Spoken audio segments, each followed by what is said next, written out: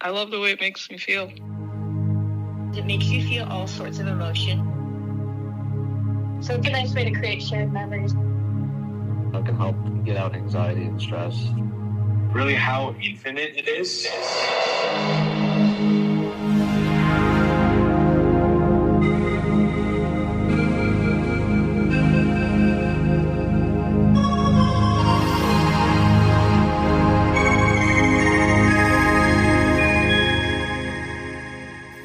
Welcome to Resonance, the podcast where I invite musicians and music lovers alike to share the stories, struggles, and moments of magic that bring meaning into their lives. My name is Arjun, and hopefully I'm going to learn just as much as you will as we explore what music and the creative way of being have to teach us about living with purpose. So this episode is sponsored by no one as of now. Let's hope it is when it eventually hopefully becomes a real thing. Stay tuned.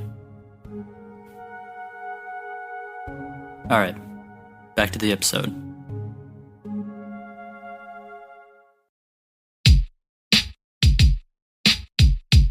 We all go through these pivots in life.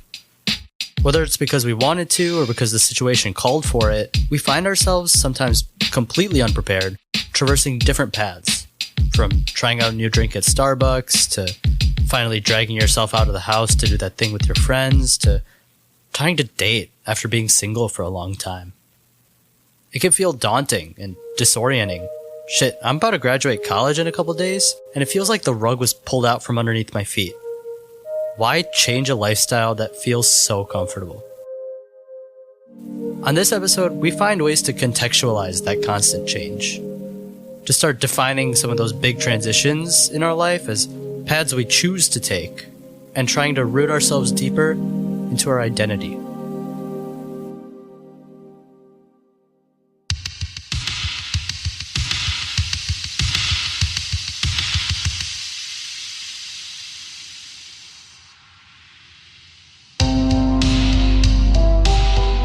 No one has made this process feel more like play than my longtime friend, Bode. My name is Bode. You just heard his music playing in the background. I've known Bode since middle school, and he's always been this lively and cheerful, yet warm and welcoming kind of guy. He's the kind of person that can strike up a conversation with anyone at all and inevitably make a deep connection with them. Some of the most magical, liberating moments I've had in my bedroom studio were with him. Just us trying to put anything and everything on a track, enjoying the process through its ups and downs. What I admire so much about Bode is that he integrates some of that magic into his own life. He's changed his major in college like 3 times, and through it all, he has this beautiful way of making it all feel like play. I learned a lot from this conversation, and I hope you will too. Let's get into it. Tell me where it all started.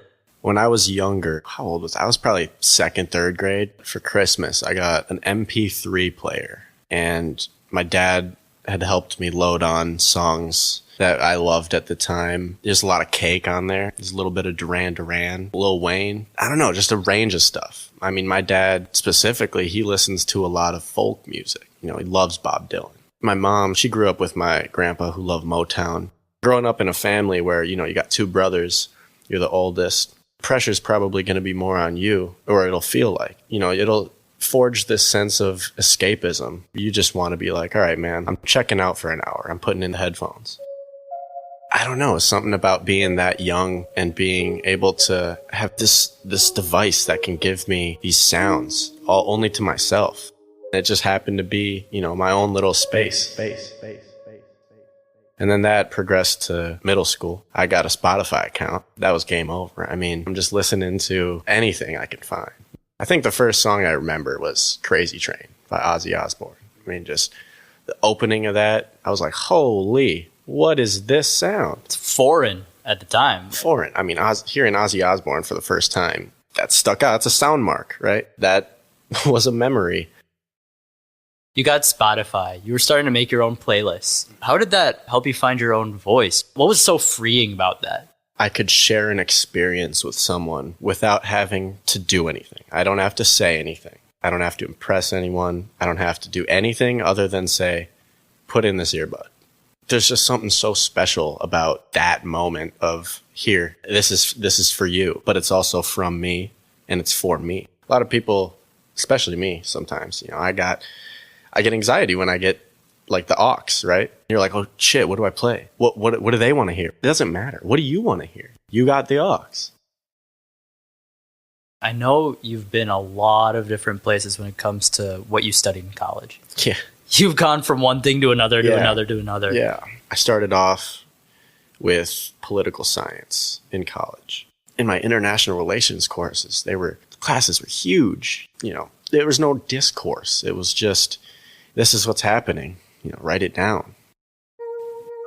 I didn't fit in, I felt like. You sit there and you start reflecting, where you know whether or not you're supposed to be there. There's just like a moment where you're like, I don't want to be here. I was like, well, I'm constantly thinking, so I might as well become a philosopher. That allowed me to think about myself and how I fit into this world. Everything, it just started clicking a little bit more. It stemmed no deeper to me than when I was that young. I liked the song. You went from poli-sci to philosophy. Did that kind of coincide with when you started making music? What did that process look like?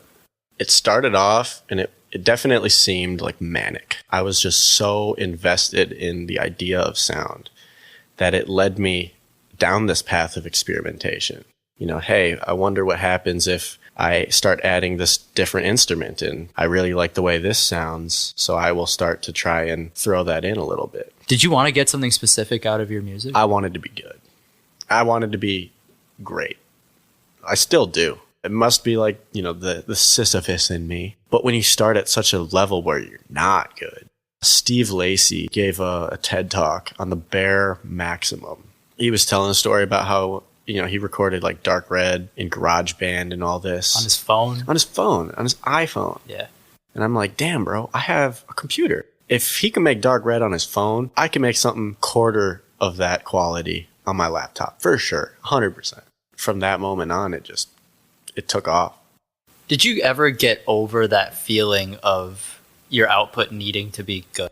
Do you still carry that with you? Is that something you worry about? To begin with, it was so daunting to me. Oh, I don't know what any of these microphones do. What is mixing? What is mastering? All these questions. Accepting that I just didn't know was all I needed. And now, after taking philosophy for a while, I realized I had to take a logic course. And that one was incredibly difficult for me. It felt like learning a new language. And I couldn't pass that. Dude, I almost flunked out of school. Wow. Did you know that? I did not know that. I almost failed out of college.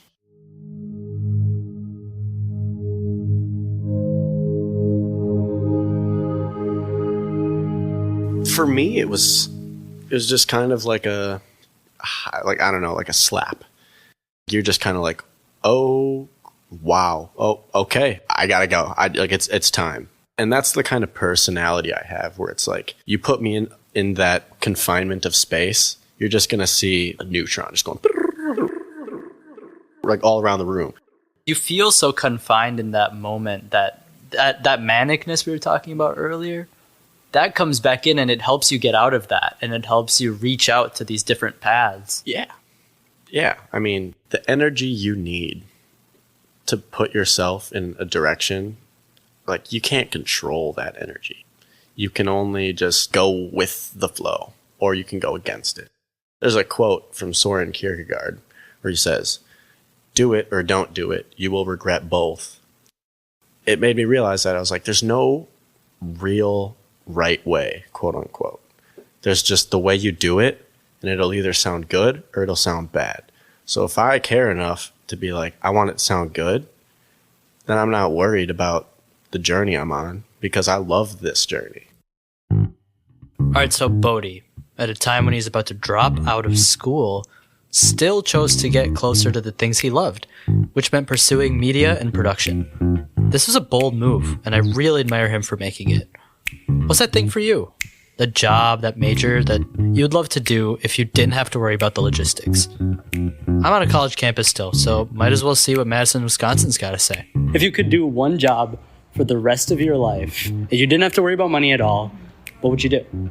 I would want to become an animator. I would be a professional ballet dancer. I would be a pianist. Broker luxury goods in foreign countries. Middle school or high school history teacher. I would be a farmer in like rural Italy and just live my life out. You have no cares in the world. And it brings me a lot of joy. It's just going around the world and doing whatever. I think it's pretty fun. It's what I feel most confident doing. All right, let's get back into the interview. Why did Bode choose media and production? I understood that media is now ever present in our lives. So I was like, well, I've always thought that movies are cool. I've always thought that songs are cool. Why not just get into a business where those are both prevalent? Being in a class where I specifically am achieving designing sound, that allowed me to ask the right questions. Like, for example, my professor. We probably sound like idiots in the studio because I'm like, yeah, how do I get it to sound like duh, duh, duh, duh, duh? And he's like, oh, you mean like duh, duh, duh, duh, duh, duh. That process can look so alien to an outside party, but you're getting so far. And it doesn't have to be technical. That's fine tuning. I'm talking about experimentation. I'm talking about the rough cut, the coarse tuning. It's for the love of the sound. You have the sound in your head and you want to get it on paper. You want that sound that's in your head to be like at your fingertips. You just got to have that drive to make it so precise. I've watched videos of the Alchemist working on the ASR-10. I mean, he puts in elbow grease on that thing. I don't think anybody cares about sampling right now the way he does. And that's one thing that I love as an artist. It's just getting that down, like getting that process that you have down. I'm just filtering out gunk and excess and just refining. And whatever the outcome is just going to be exactly what that is because the process I'm going through, I'm loving it. Would you say it felt selfless in a way? Like it felt like you were kind of serving a higher energy? It's definitely like this energy that you're putting yourself towards that's kind of like giving back to you in the same way you're giving to it. It's like we're in service to this beat that we felt that, ooh, that's nice. I want to keep that going. And how do we keep that going? Well, we just try to sink into that. We try whatever we have to keep that vibe going. And that try whatever we have to is experimentation. All we got to do is just ride that out. All we got to do is ride it out. I had initially thought this episode would be about solely experimentation, but it actually turned into a conversation about how to create a strong sense of identity. It's something that I've been grappling with, as my sense of purpose is starting to shift away from academia and into who I am outside my major and soon, my job. This definitely felt like a calling for me to just focus on fully immersing myself in whatever I happen to be doing in a given moment. Completing some work, making music, or perhaps most importantly, being with my friends and family. I'm starting to think that a strong sense of identity leads to a confidence so massive that it's like nothing else matters. Do the shit you want to, and don't half-ass it. I'd like to give my thanks to Bode, everyone I talked to during the On the Street section, and you for coming on this little journey with me. If you enjoyed it, keep your ear out for the next episode. See you soon.